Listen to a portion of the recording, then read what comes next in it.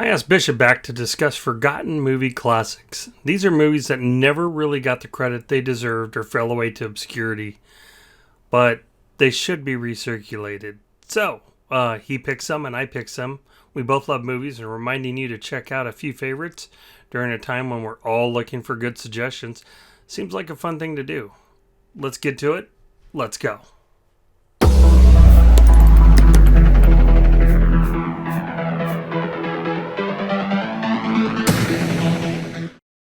Hey Bishop, how you doing this week? I am doing well, sir. And yourself? I'm doing great. I'm looking forward to this discussion today. As I you am know, I too. love movies, and I know you love movies. Yes, So, sir. and when we were comparing notes, we both were asking each other about movies that I would guess I would call the forgotten classics. Yes, So, forgotten classics. so we each decided to make a list of our top five and make some recommendations. I mean, after all, a lot of people are looking for recommendations for entertainment right now. So why not listen to us and let us steer them in the right direction? I totally agree. All right, I'm going to start up first, as we agreed. First movie I got is All the Right Moves, 1983. Stars Tom Cruise, Leah Thompson, and Craig T. Nelson. That is a classic. It is a classic, and in preparation for this, I watched it just last night. But I'll get to that in a second. Genre, it's drama, romance, and sports. Short summary, I guess, is it's about a headstrong high school football star who dreams of getting out of his small town, Western Pennsylvania, which is a steel town at the time, on a football scholarship. His equally ambitious coach is also seeking a coaching position to get out of the small town. The coach ends up blackballing Tom Cruise's character from college application considerations. There was a couple things when I was researching this that I had forgotten about and that I looked up and found I thought were kind of cool. This is the first big playing role for the football coach, Greg T. Nelson, who would later go on to play in a TV show called Coach in about 1989-ish. Good TV show. I never saw it, but I knew that he was on it. And this was something that I really didn't know, but a little known fact is in an interview, Leah Thompson in 2018 said she initially didn't want to play the part as the script required her to participate in 2 nude scenes. You know, she was interviewing for IndieWire. I guess they wanted her to show her breast twice in the script. She did an audition because she didn't want to take her shirt off, but she got the part and was like, okay. Then Tom Cruise found out. He persuaded the producers to drop one of the scenes and volunteered to fully appear nude himself in the other to make her feel more comfortable. Now, I didn't know that. Now, I've always kind of been lukewarm on Tom Cruise. I kind of like him in some roles and don't on others, but I don't know, made me respect him a little bit. Can you tell me why we need to know that Tom Cruise wanted to appear naked in this? Well, you know, it was one of his first roles. Okay. And so, like I said, I watched it last night. There's some movies that age and some movies that don't age well. This was a movie that is a good movie. I really enjoy it. It is a classic, but in watching it today, you know, there's a lot of things like typewriters and things that were relevant back in that time. And I think that's one of the things I enjoy about rewatching old movies is when you watch old movies, you kind of think about how you felt at that time and the things that were going on. So there's kind of a reminiscing going on. And so I enjoyed that part. It makes me, it's nice to see how much life has changed. Certainly on, I guess, the political side of things is a lot of the steel towns, the small steel towns, you know, your only way of getting out was to either go in the military or to get a scholarship. And scholarships were far and few between. You know, so the Friday night high school game was the big event for a lot of towns, and this kind of showed that. So if you like sports movies, this was a early, really good sports movie. I enjoyed it. It was good. It is a forgotten classic, but it's one that you could watch once and call it a day. Have you ever seen it? I have. And it's All been right. so long, I do not remember it, but I do recall watching it and seeing it, and I enjoyed it, but not anything that I put on my list to recapture. Yeah. What do you got? Okay, my first movie that's up is The Lost Boys, and this was a movie that came out in 1987. It stars Kiefer Sutherland, Corey Haim, and Corey Feldman. But this was the first movie that they starred in together, and this was a comedy horror movie because of the vampires. There was some vampires involved in this. A little fun note: the vampires that they have in casting in this were all a little bit older, like they were playing in their 20s or whatnot. And in the book, they're supposed to be a lot younger than what they were actually portrayed in the movie. But this movie is about a mother and her two sons that moved to a small coast town in California. I think the town was called Santa Clara. And for those of you who think Santa Clara, it's not a real town.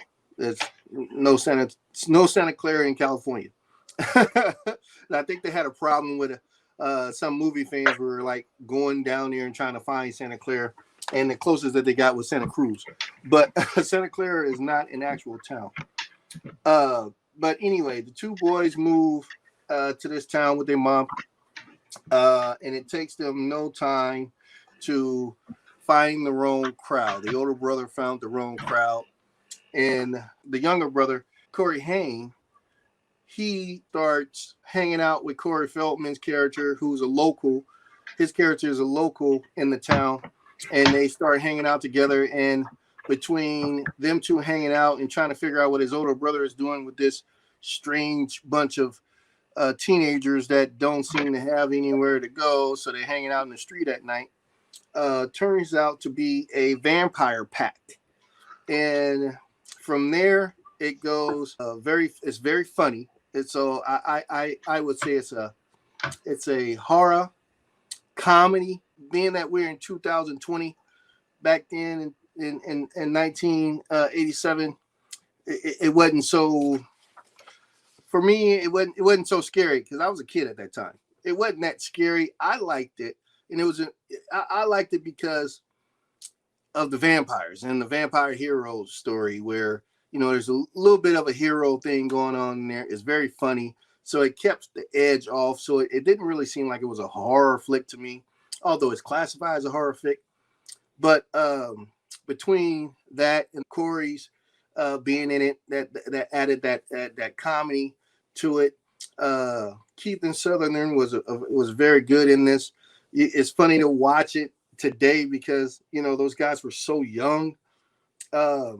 But in the end, it was just a all around great movie to sit down and watch on a Friday night or catching it on TNT or something over the weekend.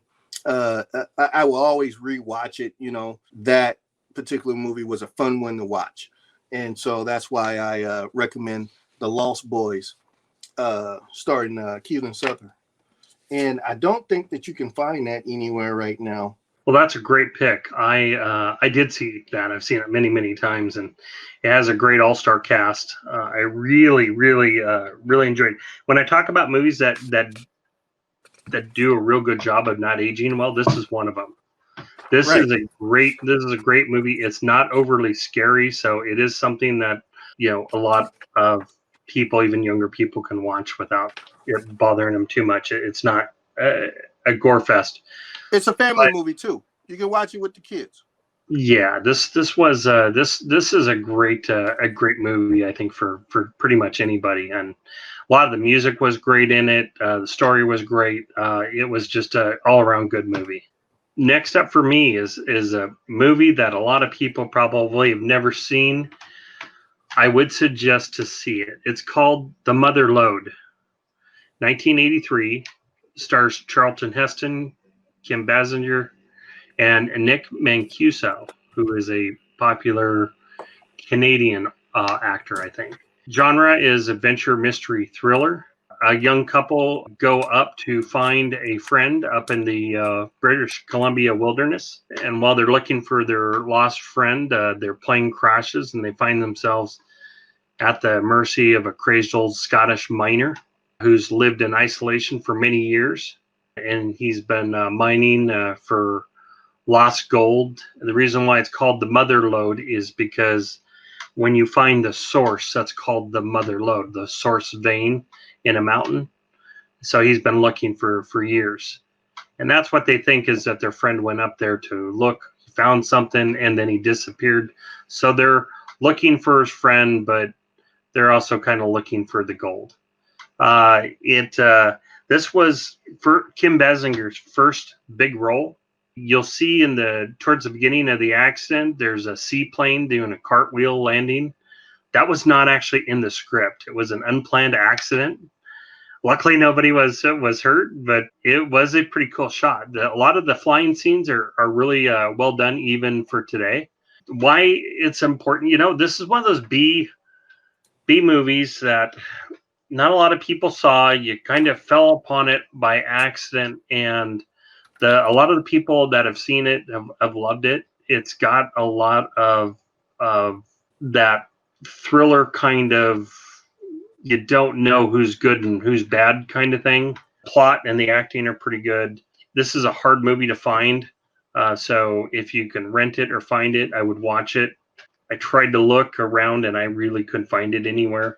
So, but this is also another little known point is Charlton Heston did the directing on it. So if you like movies like this, I would definitely give this one a watch. It's a good little movie that's worth your time. All right, that sounds like a nice one. I have not seen. What do you got? This is one of the American classics that I think very few people know about this movie. This movie is called Once Upon a Time in America. This movie stars Robert De Niro, James Wood, Joe Pesci, Danny Aiello, and Burt Young. This is a crime drama. This, if they hadn't made The Godfather, I would say this would be my favorite gangster movie. Nick, this movie had everything. This is a movie about a former prohibition era where this Jewish gangster returns back to the Lower East Side of Manhattan. It's been over 35 years. And the movie goes through how they started, how he became friends with this pack of Jewish kids, and how they came up in the underworld, all the way up until where they are right now in their life. This is it's made very well. The acting in it, like I said, it had James Wood, Robert De Niro. This movie is one of the best gangster movies of all times. And I think that a lot of people, because it wasn't really promoted out there, that a lot of people just missed it. It is long. This movie is 3 hours and 40 minutes long. So it's a lot to sit through. But because of the acting, the cinematography, it just, everything flows. You forget that you started the movie at 7:00 and now is 11. It's one you definitely have to take some intermission breaks in between, because it's a long movie, but it's a great gangster movie. And like I said, if it wasn't for The Godfather, this would be the next my favorite movie. So this is like in the top 5 of gangster films for me, and this would be number 2 or number 3. Another one coming up, I have coming up later. But Once Upon a Time in America, Robert De Niro, James Woods, just a classic gangster movie. And you can feel the drama and the tension. The acting is just so well done. So if you ever get to see it, Once Upon a Time in America, you can find this on AMC, I believe, if they haven't taken it down. But this is a great movie. Well, I don't remember seeing it, but I'm sure I have, because I think I've seen everything. It's 2 genres of music that I usually don't get super excited about. One is One is gangster and one is war movie, but I do end up watching them all eventually. So I just usually don't do a lot of repeat sittings. I do like James Woods a lot, so I will look this up and see if I remember it, and if not, I'll give it a look see. You should. It's a great movie. Okay, I have another early 80s flick, 1982, Night Shift. Henry Winkler, Michael Keaton, and Shelley Long. It's a comedy. Henry Winkler, as many of you might know as the Fonz on Happy Days, is a timid morgue attendant who gets shunted back to the night shift where he's shackled with an obnoxious new partner, Michael Keaton, who dreams of the one great idea for success. It takes a bizarre turn when a prostitute complains about the loss of her pimp who had died, and she's viewing the body. His partner, upon hearing the situation, suggests that they fill all the time that they have at night by being pimps and running it out of the morgue. It's really an enjoyable comedy. Shelley Long is a name that many might remember from Cheers. Michael Keaton, of course, has played Batman and many other roles. It was his first starring role. It was for Ron Howard, who was the director. It was his first directed studio picture. And a little known fact that I didn't know when I was researching this is Kevin Costner plays a frat boy in the morgue scene when they're having a party in the morgue. And so I almost need to rewatch it just because I'm trying to picture which one was him. But I guess that was his first non-speaking bit part. And another thing is, I guess Ron Howard, when him and Henry Winkler were on Happy Days, he was still developing some of the ideas for this movie, and they had talked a lot about it. So it's a great movie. It's a lot of fun. One of the things that I think about a lot of early 80s movies is I really like to see them get remastered because some of them start to look kind of grainy. The other thing I did is for all my movies, I went and watched the trailers, and oh my God, have trailers come a long way, because the trailers back then were just god awful boring. So don't look at any of the trailers for any of these movies. Trailers have come along a long way. The movie's worth watching. It's one of those highly quotable movies. So I definitely suggest taking a look. Have you ever seen it? I've seen that before, and it is a funny movie. And it reminds me right along the line of what is the Eddie Murphy Trading Places. Yeah, it reminds me of that kind of era in movies. It's very funny. I did like that movie. I did enjoy it. Well, you can rent it, but I think it is playing on Cinemax currently. So cool, nice. All right, my next one up I have is a Civil War movie. It's called Glory. This movie stars Matthew Broderick, Denzel Washington, Morgan Freeman. A whole list of other great actors is in this movie. Denzel Washington won his first Academy Award as a supporting actor in this movie. His performance in this movie was tear-dropping. I really felt him in this movie. And in that, Matthew Broderick plays an officer of the Federal Army during the American Civil War who volunteered to lead the first company of black soldiers. In doing that, he is forced to put besides not only his prejudice, but the prejudices of his sergeants and anybody else in command, trying to help these black soldiers get accustomed to being soldiers. The movie goes from when they go to boot camp to actually going to war. They do quite well in the battles, and they are very highly not rewarded, but they're very highly looked after and recommended. As the group grows and do more and more battles, the white officers starts paying attention to what they're doing, and they look to Matthew Broderick to kind of lead or follow them into different scenarios. It's a timepiece that I think the movie was made at the right time. Like I said, Denzel Washington won his first award, Academy Award with this movie. Um, People who watch this movie walk away feeling very good about the movie. It was well made. It was well made. I myself, as a black person,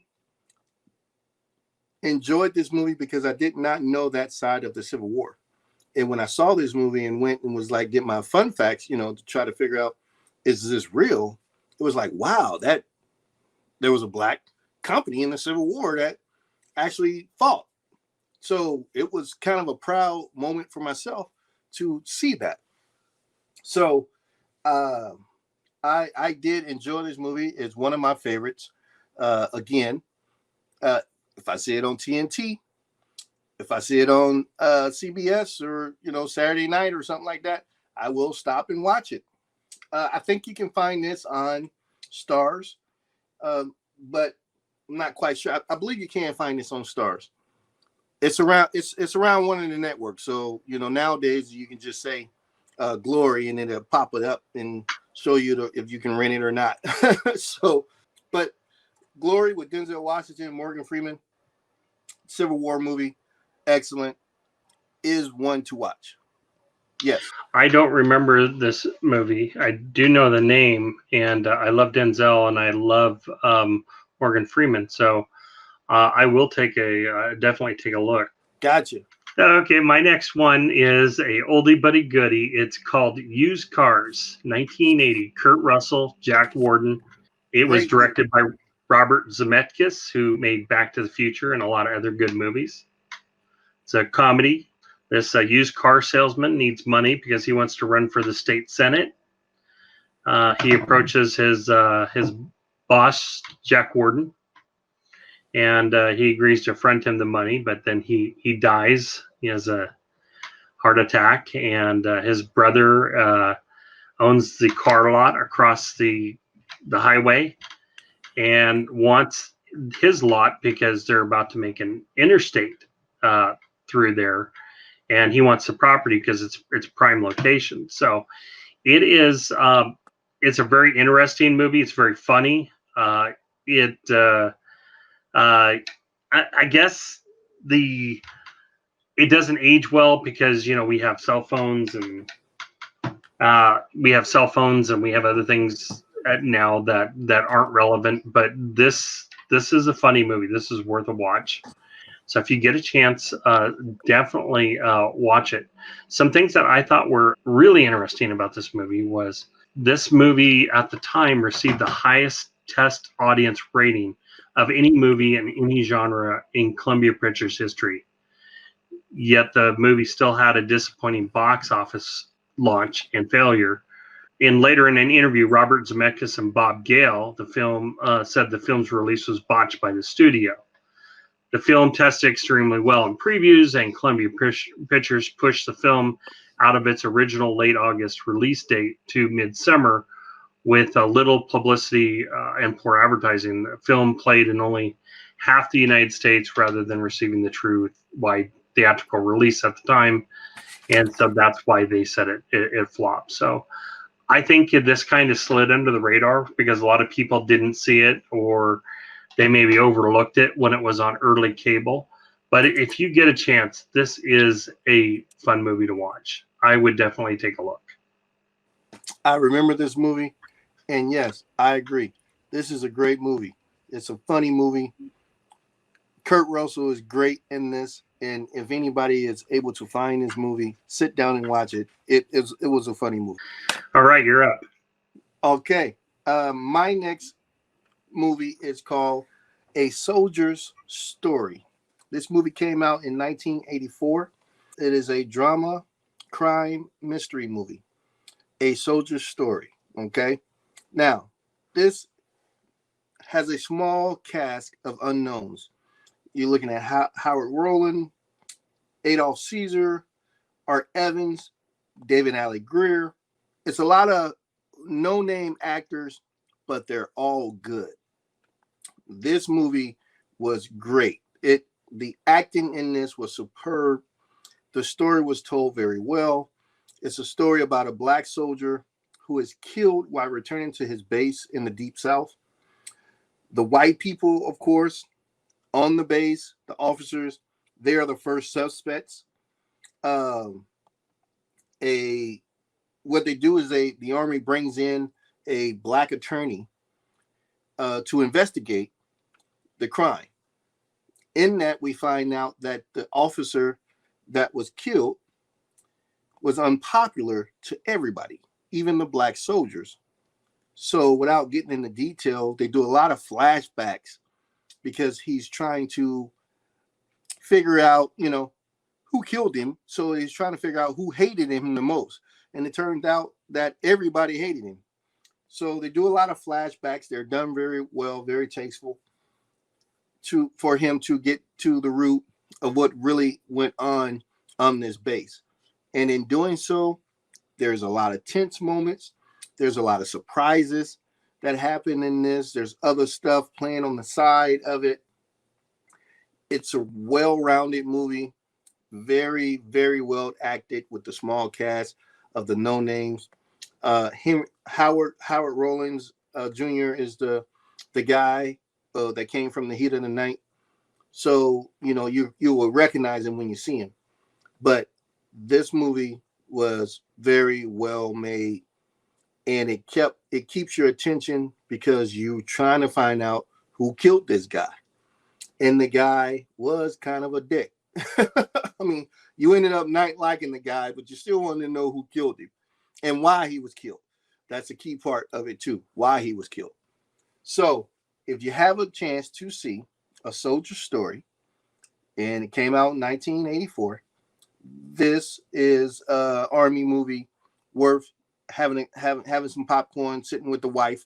You want to get the wife involved with it because it's a male cast. So you can sit down and enjoy a nice movie with the wife on a Friday, Saturday night. A Soldier Story, 1984, very good movie to watch. Well, I know I haven't seen that movie, so I'll definitely give it a look. I love mysteries, so I'll look it up and see if I can't give it a look. It's definitely a mystery. It takes you a few different routes where you're saying, oh, okay, this happened. It's a mystery. It's a mystery, and it definitely takes you on a ride. Yeah, I'm almost sorry that nowadays they do so much big blockbuster movies. It's like they don't do these small, lower budget films that used to be really popular that would come out of nowhere because they had a small budget. I guess The nearest one I can think of was the original Deadpool, because they just threw a little bit of money at it and they made it, and it made its money many times over. And became a fan favorite. But see, that was a great thing, is you could make some movies like that and have things pop out at you that you didn't know about. I think of so many movies that fit that classification, like Highlander and stuff like that back in the day, that I don't remember them being in the movie theater. I don't even remember them being advertised, but you saw them on cable and they just became huge fan favorites. But they don't make that mid to small range movie very often anymore. It's like they almost have to go exclusively for the big budget movies. So I totally agree with you on that. I missed that too. I do. I missed that. Now, it's funny that you bring up a mystery, because my next one is also a mystery. This is a kind of a movie for all ages. It's got a couple adult themed things in there, but it's called Oh Heavenly Dog, and it stars Chevy Chase and Jane Seymour, and some of you might know this from back in the day, Benji, the dog. It's a comedy murder mystery. Is it a Benji movie? Is it a Benji movie? Yeah, but it's not technically a Benji movie, but Benji's in it. Okay, all right. So, he makes a cameo. No, he's the main star. He's the main. Yeah. Okay, so Chevy Chase plays this private eye called his name's Mr. Browning, and he gets killed. He's sent to investigate a case, and by a mysterious client. He stumbles across the body of a young woman, and then he's stabbed to death. And when he wakes up in heaven, they tell him that he's marginal material, which means they can only decide on his final destination, whether he goes up or down, through one last assignment. So he has to go back and solve his own murder. And so they put him in the body of a cute little fluffy dog, which is Benji. And so he goes around and tries to solve this case. Well, Jane Seymour is also investigating the case as a journalist, and so they kind of tag along a little bit, and it's kind of funny because he's voicing through the dog. Really, kind of a great fun movie. I highly suggest it. I guess some noticeable things when I was researching it was, and I didn't know this, but Chevy Chase told Turner Classic Movies, their host Robert Osborne, that he never saw the film, and he considers it one of his worst. I also found that Benji is the only actor ever to be filmed in a bathtub with Jane Seymour, and Benji is the only American actor ever banned from England. And that was because the British had a 6-month quarantine on dogs in place. And when Joe Camp, the director, wanted to shoot the film there, the film had to be shot in Canada and France instead. So you'll see one scene where it's the Thames River, and it's actually the Seine River, I think, and that's a famous spot right across from Notre Dame. But it is a really great movie. It's a fun movie. I've never been much into those dog kind of movies, but every once in a while I'll catch one, like Six Below and some of that. But this is a good fun family movie. So if you get a chance to see it, it is aged a little bit because we have cell phones and stuff nowadays. But I think that's about it. I still think it's a fun movie. I think I saw it maybe about 2 years ago, and I don't regret it. And if I knew it was playing, I'd probably watch it again. Sounds like a nice family film. Yeah. Nice. Okay. Gotcha. All right. Well, my last one is one of my top 3 in my movie collection, and it is called The Untouchables. That's right. 1987. They came out with the movie The Untouchables, starring Robert De Niro, Sean Connery, Andy Garcia, and Kevin Costner. Now, just reading those names off, those are not the only big members in this movie. This movie, The Untouchables, is one of the best all-time police going after the gangster staying away from the police, gangster cop movies I believe ever made, ever.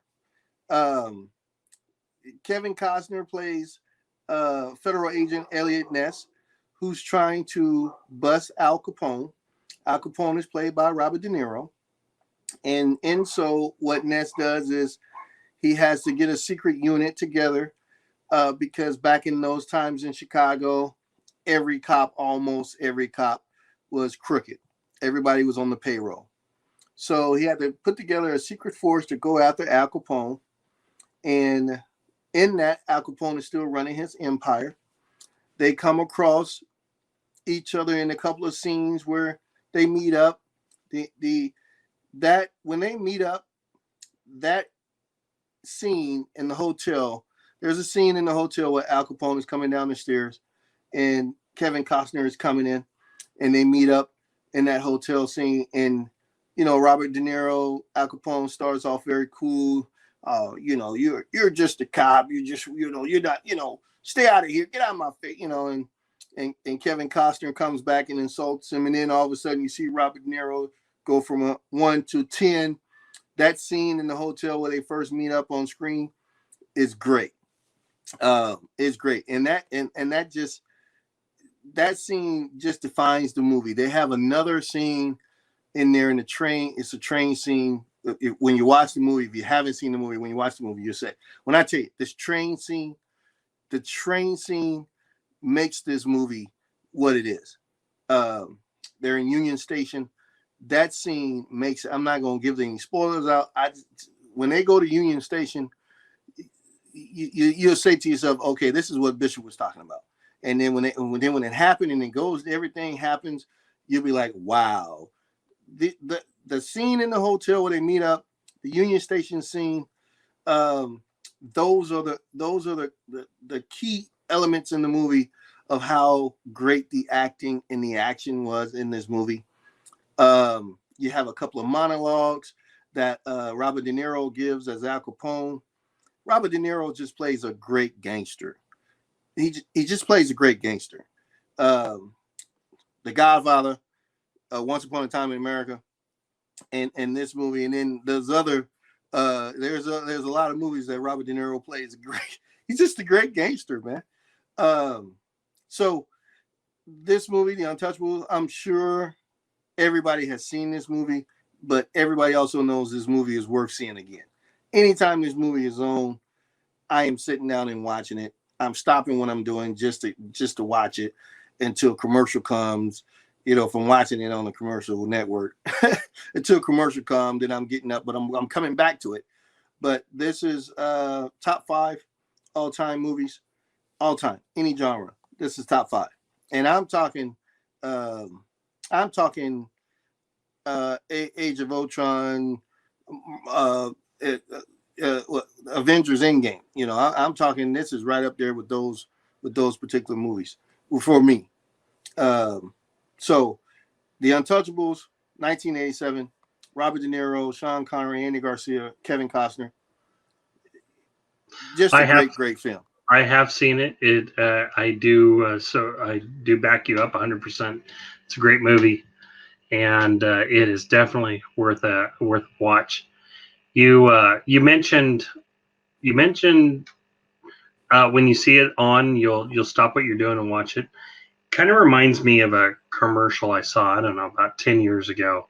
And I forget who did it, but they said, this guy goes in this motel and he says, the person behind the counter says, we have every movie ever played. You can watch it anytime. I'm still waiting for that. I hate waiting for things to be on or available or on a streaming service. I just want to watch it when I want to watch it. And, so that part sucks, but I should try to find that commercial and do a video on it because it was pretty good. But I hate looking around for things or which streaming service it's on. When you want to watch something, you want to watch it. Sometimes you just get on a kick and you want to follow that kick all the way through. Exactly. But yeah, Untouchables is a great movie. Yes. So that is another 10 things. These are forgotten classics. They're recommendations. I think it's great all across the board. We covered many different genres. We crossed paths on a few. So I think there's something here for everyone. If you like this video, like and subscribe, share it around. If you want more of this content, drop a comment, give a thumbs up. Maybe make some suggestions on things that you would like us to cover. I think we're going to keep going because I don't know about Bishop, but I'm having fun with this. It's fun to reminisce and look back at some of what was and what is still good. I'm having a ball. I love talking about the movies. All right. Well, if you don't have anything else, I'm going to say thank you, everyone, and we will catch you next week. Stay safe out there.